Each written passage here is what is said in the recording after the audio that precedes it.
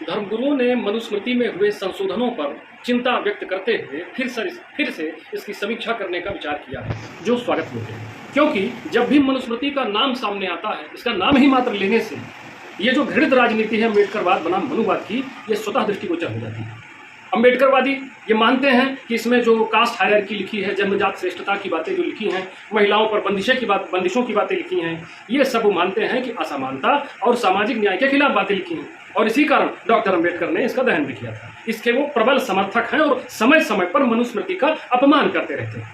वही हमारे धर्मगुरुओं का पक्ष यह है कि कोई भी ग्रंथ हमारा है तो उसको उस समय की, क्योंकि एक लॉ बुक है, कानून की पुस्तक है, और उस समय की जो परिस्थितियां थी, अगर आप महिलाओं पर कोई रिस्ट्रिक्शंस उस समय इम्पोज की जा रही है, उन चीज़ों को बताया जा रहा है, तो आज 10-90 वुमेन पावर लाइन, पुलिसिंग मजबूत है, आर्मी है, सब कुछ है, आम जनता के अधिकार हैं, तमाम फैसिलिटीज़ हैं, ये उस समय उपलब्ध नहीं थी। इसलिए ये रिस्ट्रिक्शंस केवल सुरक्षा की दृष्टि से हो सकती हैं। इसीलिए उनका कहना है कि कोई भी धर्मग्रंथ, धर्मशास्त्र पढ़ा जाए तो उस समय की परिस्थितियों को देख करके पढ़ा जाए। एंशिएंट लॉ बुक है, मानव शास्त्र है, धर्मशास्त्र है, इसलिए इसका अध्ययन उस तात्कालिक परिस्थितियों के प्रकाश में ही किया जाना चाहिए।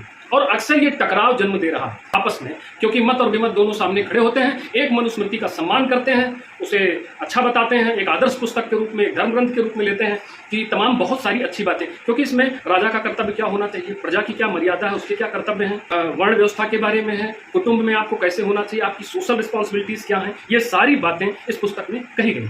जो ऐसा नहीं है कि आप पूर्वाभास से ग्रसित होकर के हर चीज़ को कह दें कि नहीं गलत ही लिखा है। उसको आप पढ़ेंगे तो बहुत सी अच्छी बातें आपको सीखने को मिलेंगी। अगर आपको कहीं लगता है कोई चीज़ गलत है तो उसे गलत कहने से पहले, एक विचार, एक ओपिनियन डेवलप करने से पहले आपको इसे किसी विद्वान के साथ विमर्श करना चाहिए। तो ये जो समीक्षा की बात निकल के आई है कि चूंकि मूल मनुस्मृति में उतने श्लोक नहीं थे जो बाद में इंटरपोलेशन के जरिए जुड़ते चले गए।